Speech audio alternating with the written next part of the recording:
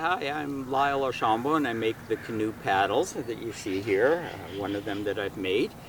And it's a process that takes about a week to build each paddle because you have to do it in stages. And what I start with first is I pick out the shaft I want for the paddles. I've got 5 or 6 different woods that I use.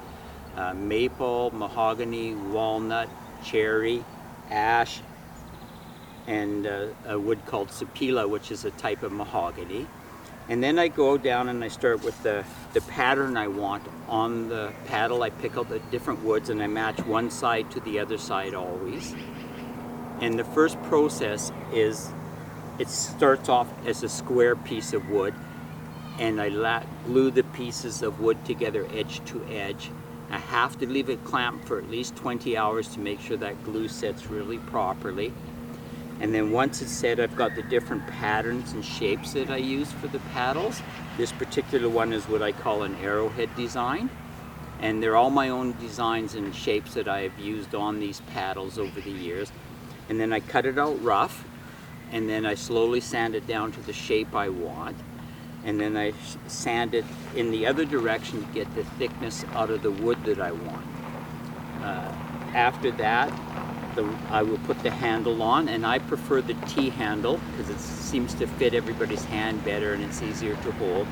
And then I will start rounding off the handle on the paddle, and that using a thickness planer, or not a thickness planer, just a regular plane, and I'll plane it down and sand it smooth till I get it to roughly the shape I want.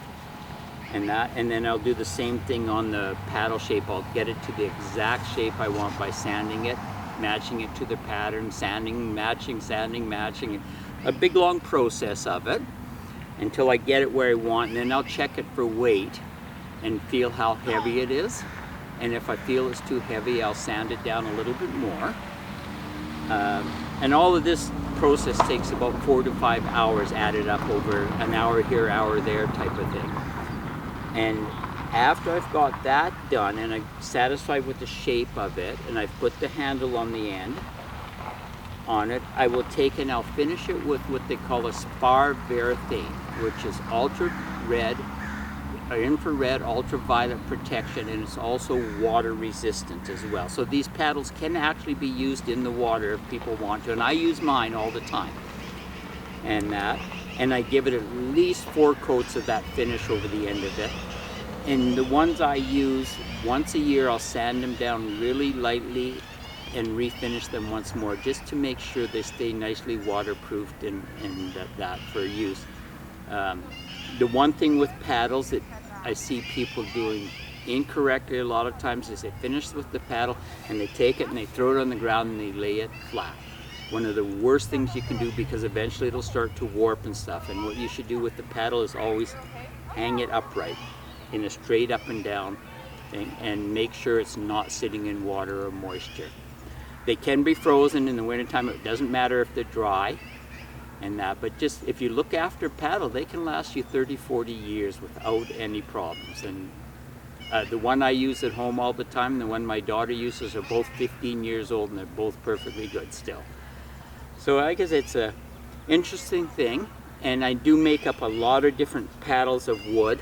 And the wood in this particular one is mahogany, poplar, sapele in this particular one.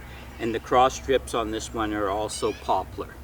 And you can find green poplar, and this is a maple insert at each end on this one, just to give it some contrast. And the handle, even though it's a green looking, it is actually poplar.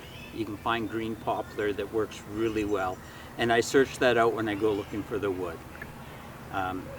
As far as the little shop I use in my house, I've got about 100 to 150 different shafts of various woods that I use. You know, I pick out the shaft and I'll pick out the matching wood to go with it and stuff, and I will lay out the designs. If I don't like it, I'll change the layout of the wood and start, just keep working and working until I get something that I like. To get the checker pattern that I've got on this particular paddle, I laminate it all in one direction before putting it onto the shaft. Then I turn the wood and cut it all in the other direction and laminate it again so it gets the checkered pattern on, and then I glue it to the shaft in the middle. So it's a bit of a process, but it's a fun process that I enjoy doing, and it's something I can really enjoy doing. But basically that's what it is, and it boils down to about 6 hours per paddle in total time by the time it's all said and done. And so there you go. How to make a fancy paddle, I guess is what you'd call it. Or some people say designer paddle, and they are usable, but most people hang them on the wall. So that's basically it.